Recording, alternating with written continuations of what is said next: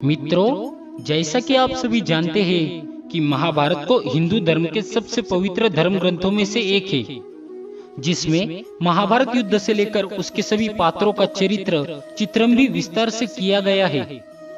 महाभारत के इन्हीं पात्रों में से एक पात्र भीष्म पितामह भी थे, जिन्हें वैसे तो धर्मपरायण माना जाता है, लेकिन फिर भी उन्होंने इस महायुद्ध में अधर्म के पक्ष का साथ दिया। उन्होंने ऐसा क्यों किया, यह भीष्म पितामह ने खुद ही बताया था। परंतु हम आज जानेंगे भीष्म पितामह के जीवन से जुड़ा वो सबसे बड़ा रहस्य, जिसे जानने समझने के लिए हर महाभारत पढ़ने वाले की जिज्ञासा सबसे ज्यादा रहती है। आखिर धर्म पर चलने वाले इस महान योद्धा को बाणों की शैया पर ऐसी दुखद मृत्यु क्यों हुई, क्यों करना पड़ा भीष्म को 18 दिनों तक बाणों की शैया पर अपनी मुक्ति का इंतजार। तो चलिए जानते हैं हमारी इस खास वीडियो में। नमस्कार दोस्तों, मैं अथर्व तिवारी आप सभी के सामने पुनः एक बार उपस्थित हूँ एक और नई कहानी लेकर। तो चलिए शुरू करते हैं। महाभारत में वर्णित कथा के अनुसार युद्ध के 10वें दिन ही भीष्म पितामह अर्जुन के हाथों बाणों की शैया पर पहुंच गए थे। युद्ध कई दिनों तक और चलता रहा, लेकिन भीष्म घायल अवस्था में ही उसी तरह बाणों पर बने रहे।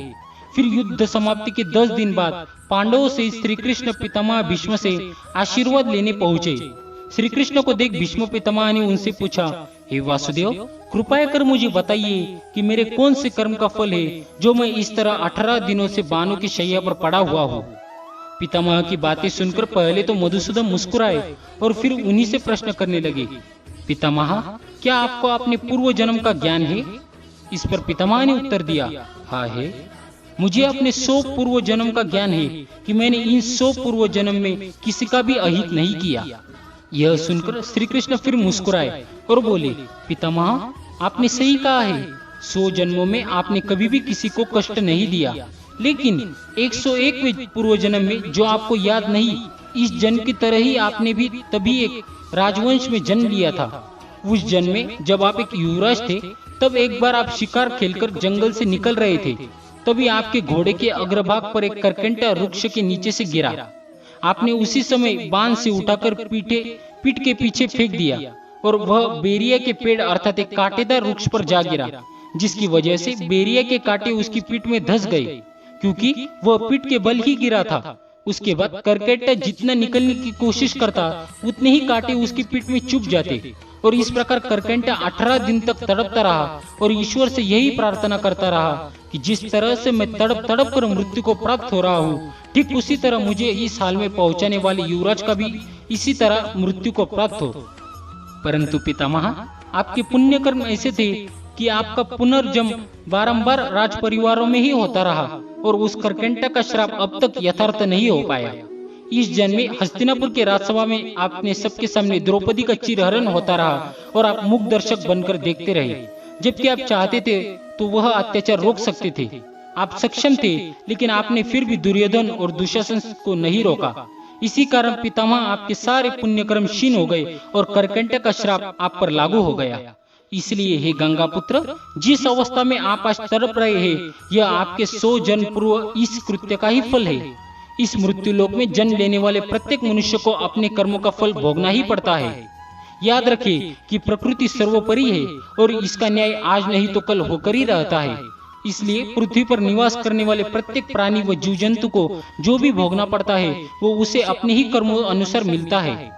इसके अलावा महाभारत में एक और कथा प्रचलित है, जिसके अनुसार भीष्म अपने पिछले जन्म में एक वसु थे।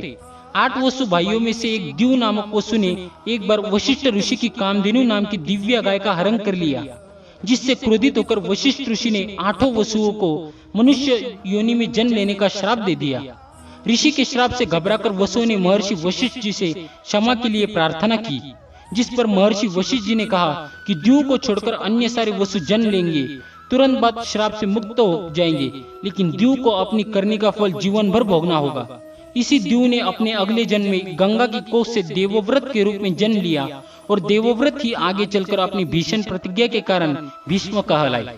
ऐसा माना जाता है कि प्रतिज्ञा लेने के बाद भीष्म ने हस्तिनापुर की गद्दी पर कुरुवंश का शासन बरकरार रखने के लिए कई तरह के अपराध किए थे, जो शासन के लिए तो आवश्यक थे, परंतु धर्मपरायण भीष्म पितामह के चरित्र के अनुरूप कदापि नहीं थे।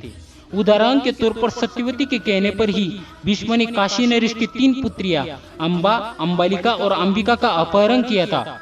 बाद में अम्बा को छोड़कर अम्बालिका और अंबिका का विवाह उन्होंने सत्यवती के पुत्र विचित्रवीर्य से करवा दिया था। गांधारी और उनके पिता सुबल की इच्छा के विरुद्ध भीष्म ने धृतराष्ट्र का विवाह गांधारी से करवाया था। इसके बाद गांधारी ने अपने नेत्रों पर कपड़ों की पट्टी बांध ली थी।